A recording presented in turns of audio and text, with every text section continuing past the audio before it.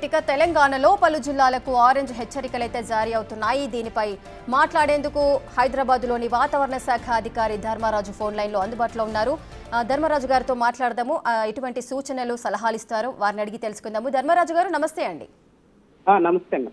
ధర్మరాజుకు ఒక్కసారిగా రాష్ట్రమంతా చల్లబడింది. ఏ జిల్లాల్లో వర్షాలు కురవచ్చండి? ముఖ్యంగా చూసుకుంటే మనకి తూర్పు తెలంగాణ జిల్లాలన్నీ కూడా వర్ష సూచన అయితే ఇవ్వడం జరిగిందండి ఈరోజు. అలాగే ఉమ్మడి జిల్లాలుగా ఉన్నటువంటి హైదరాబాద్ కూడా ఇవ్వడం జరిగింది. వీటితో పాటు ఈదురుగాలుల ప్రభావం అనేది ఎక్కువగా కనిపించే అవకాశం కూడా కనిపిస్తుంది. ధర్మరాజు గారు, అలాగే ఏ స్థాయి వర్షాలు కురిసే అవకాశం ఉందనుకోవచ్చు? ముఖ్యంగా చూసుకుంటే ఈ రోజు తేలికపాటి నుంచి మోస్తారు వర్షాలు, కొన్ని చోట్ల కొంచెం మోస్తారు నుంచి కొంచెం ఎక్కువగానే కురిసే అవకాశం అయితే కనిపిస్తుంది. మా అంచనా ప్రకారం తేలికపాటి నుంచి మోస్తారు వర్షాలు అనేవి సుమారు 13 జిల్లాల్లో అయితే ఇవ్వడం జరిగింది. హైదరాబాద్ లో వాతావరణం ఎలా ఉండబోతుందండి?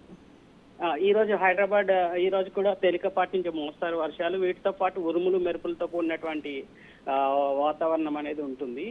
ఈవెన్ ఈ రోజు సాయంత్రం వరకు కూడా ఈదురుగాలుల ప్రభావం అనేది స్పష్టంగా కనిపిస్తుంది. ఇంకా వర్షాలు కురుస్తాయి అంటే ఎన్ని రోజులు కురిసే అవకాశాలు ఉంటాయి? రైతులకు మీరు ఇచ్చే సలహాలు ఏంటి? ముఖ్యంగా చూసుకుంటే ఈ రోజు రేపు కూడా ఈ యొక్క వర్ష సూచన ప్రభావం అయితే కనిపిస్తుంది. ముఖ్యంగా రైతులకైతే ఎక్కడైతే ఈదురుగాలు కానీ అట్లాగే ఉరుములు మెరుపులతో కూడినటువంటి వాతావరణం ఉన్నప్పుడు మాత్రం ఎత్తైన ప్రదేశాల్లో ఉండొద్దు. ముఖ్యంగా ఎత్తైనటువంటి భవనాలు కానీ, పాత శిథిలమైనటువంటి భవనాలు కానీ, అట్లాగే కరెంట్ పోల్స్ దగ్గర ఉండకూడదు అనేసి సూచనలు అయితే జారీ చేయడం జరిగింది. అట్లాగే విద్యుత్ ఉపయోగాలు కూడా ఈ సమయాల్లో ఉపయోగించుకోవడం కూడా అంత మంచిది కానేసి ఎప్పటికప్పుడు హెచ్చరికలు జారీ చేయడం జరిగింది. ధర్మరాజు గారు, ఇక సమ్మర్లో అయితే ఇప్పుడు అకాల వర్షాలు అంటే క్యుములోనింబస్ మేఘాలతో అయితే వర్షాలు కురుస్తున్నాయని చెబుతున్నారు. అంటే ఇన్ని రోజులు ఉక్కిరి బిక్కిరి అయ్యారు ఎండలతో, సడన్ గా ఇప్పుడు వాతావరణం చేంజ్ అయిపోయింది, వర్షాలు అయితే కురుస్తున్నాయి. అంటే ఈ వెదర్ చేంజ్ కి సంబంధించి ప్రజలు ఏదైనా ఆరోగ్యపరమైన సమస్యలు ఎదుర్కొనే అవకాశాలు ఉంటాయా? సడన్ గా ఒక్కసారిగా ఎండ వేడిమి వాతావరణం నుంచి చల్లటి వాతావరణం అనగానే కొంచెం దీర్ఘకాలిక అనారోగ్యాలతో బాధపడుతున్న వారు మాత్రం సమస్యలు ఎదుర్కొంటారు.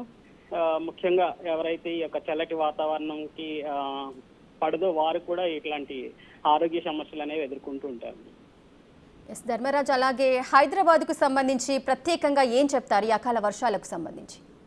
ముఖ్యంగా గత 2 రోజుల నుంచి కూడా మేము ఫోర్కాస్ట్ అయితే జారీ చేయడం జరిగింది మ్యామ్. ఈ రోజు రేపు కూడా ఇట్లాంటి వాతావరణం అనేది స్పష్టంగా కనిపిస్తుంది కాబట్టి ఎప్పటికప్పుడు జిహెచ్ఎంసీ ద్వారా కూడా ఆయా అధికారుల ద్వారా కూడా ఎక్కడైతే వర్ష తీవ్రత కానీ ఈ యొక్క ఈదురుగాల తీవ్రత ఉందో హెచ్చరికలు అనేవి జారీ చేయడం కూడా జరుగుతుంది.